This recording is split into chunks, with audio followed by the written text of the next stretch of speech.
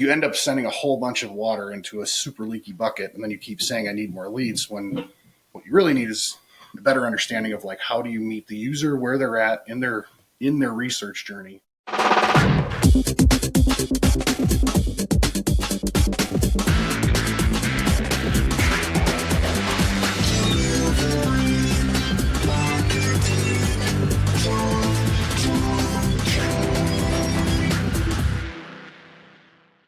Hey there, and welcome to the latest episode of Delivering Marketing Joy. I am your host, Kirby Hausman. Joining me today is a brand new rock star. He's a growth strategist, a digital marketing expert, and he's a president of Rocket Clicks. Anthony Carls, thanks so much for joining me, man.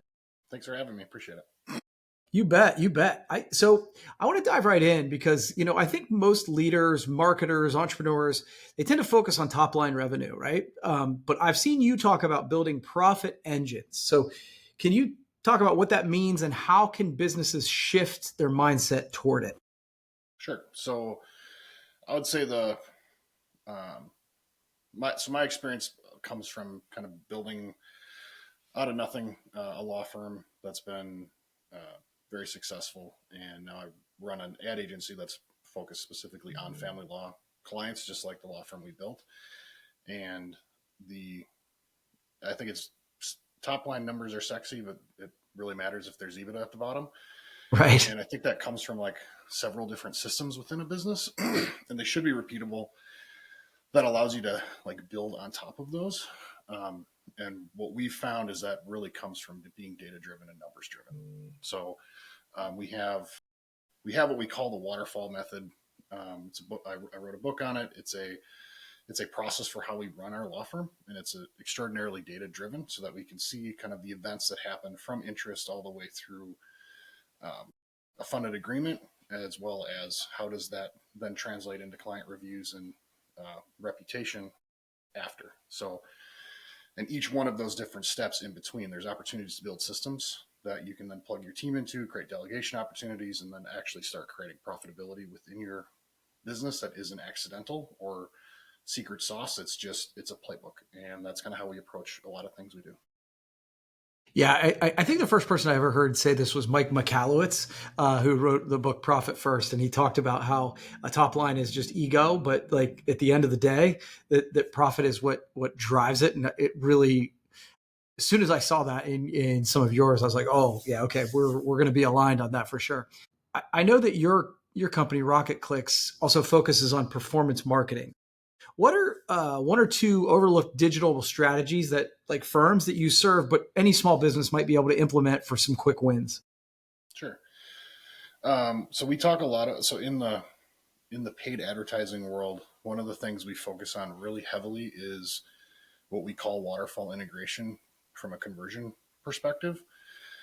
So a lot of like professional service firms, their waterfalls will look the same. We'll start with calls and web leads. It'll then be qualified leads. It'll then show up as some sort of scheduled consultation. The problem that we run into and face, or the opportunity we run into face most often, is related to how that data from the waterfall actually gets back into your marketing platforms. So a really good example in terms of a missed opportunity is, instead of optimizing for phone calls and web leads, of which we know a bunch are not qualified, go further down the funnel from your CRM and use all of the data that is available both on the ad platform side and in your CRM to send the right signals back to the ad platforms. Don't send a call back, because we know for our business, the law firm, about 65% of leads are qualified, which means 35% are unqualified. I don't want to optimize for that 35%.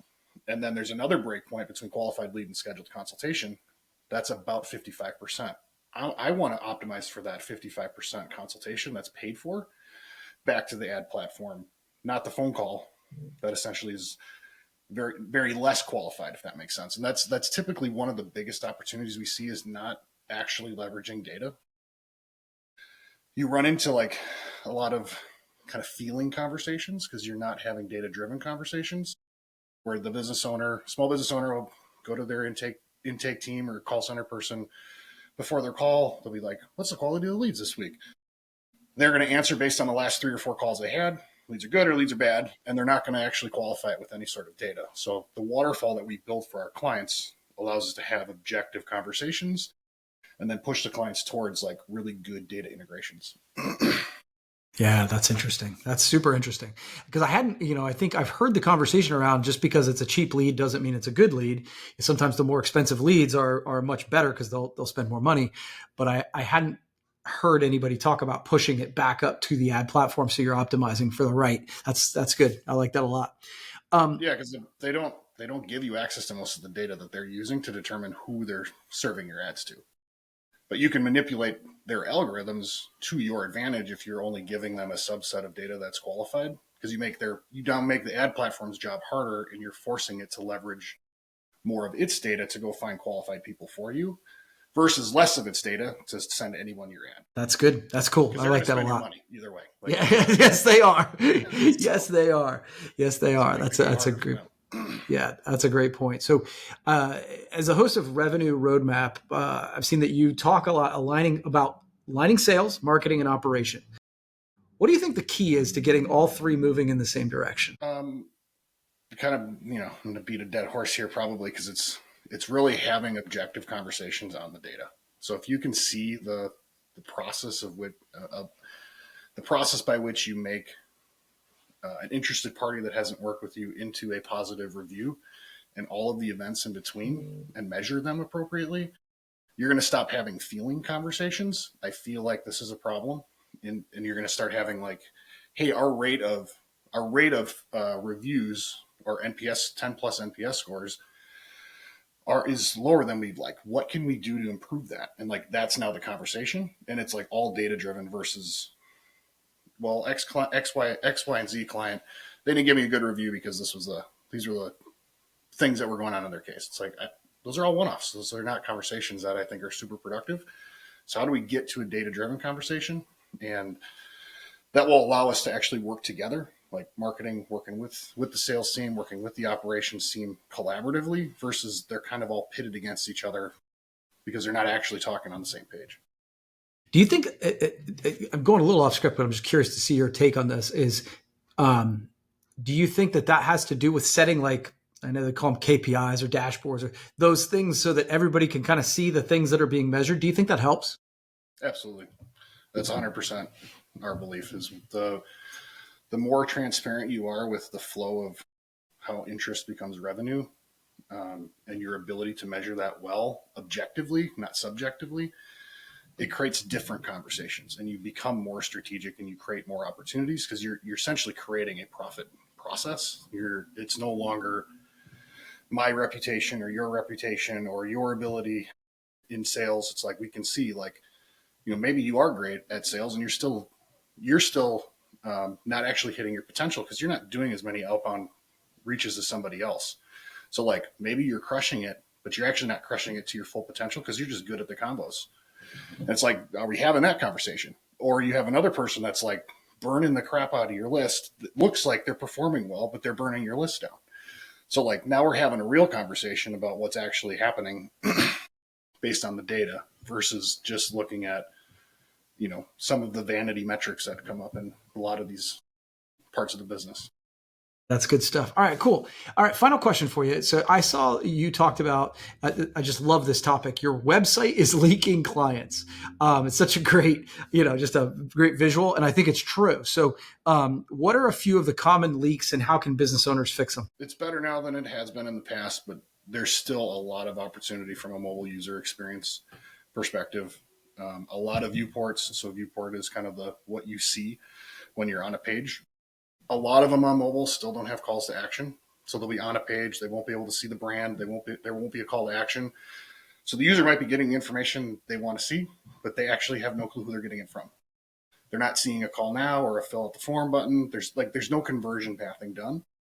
So you end up sending a whole bunch of water into a super leaky bucket, and then you keep saying, I need more leads, when what you really need is a better understanding of like, how do you meet the user where they're at in their research journey, so you can present them with a qualified offer that they want right now. So like for us at Rocket Clicks, for instance, it's really hard for us to go from you don't know who we are to spend $10,000 a month with me on a 12-month contract. Like that's a hard jump. Like we're not even dating, we're just getting married. So, like, how do we step through that? That's why we have books. That's why we have webinars. That's why we have a lot of things on our website from a value perspective, so that we can earn your trust. Like, that's the whole point. We do the same thing with law firms, and we work with them. At Sterling, we have a whole list of scaled offers. So it's not just like get married on the first date. It's meeting you where you are. Our research shows for someone going through a divorce, it's about 24 to 36 month process before they'll actually call a law firm. So what are we doing from an offer perspective along the way? Because the first time they interact with our brand, they're not going to call and do a consultation, but I can deliver value. So we wrote a book. We have a series of webinars. We have a live workshop. So there's a lot of other offers that you can create that are like stepping stones. Oftentimes websites, I call it a leaky bucket. They don't understand where their users are in the research process. So they just leave and you don't have an opportunity to interact with them anymore. Yeah, that's really good. Man, that's really good stuff. We covered a lot of ground here, Anthony. I appreciate this. So where can people find more information about you? Sure. So you can find me on rocketclicks.com. Follow me on LinkedIn. We post a lot of content there. So that's where you can find access to books on Amazon, but the cheaper version is on our website. Yeah, we exclusively work with family law firms. So we don't work with everybody on purpose so that we can really understand the business and do a good job. Awesome. Anthony, thanks so much. This has been fun. We'll have to do it again sometime, okay? Awesome. Appreciate it. All right. Well, that's going to wrap up this edition of Delivering Marketing Joy. We'll see you next time.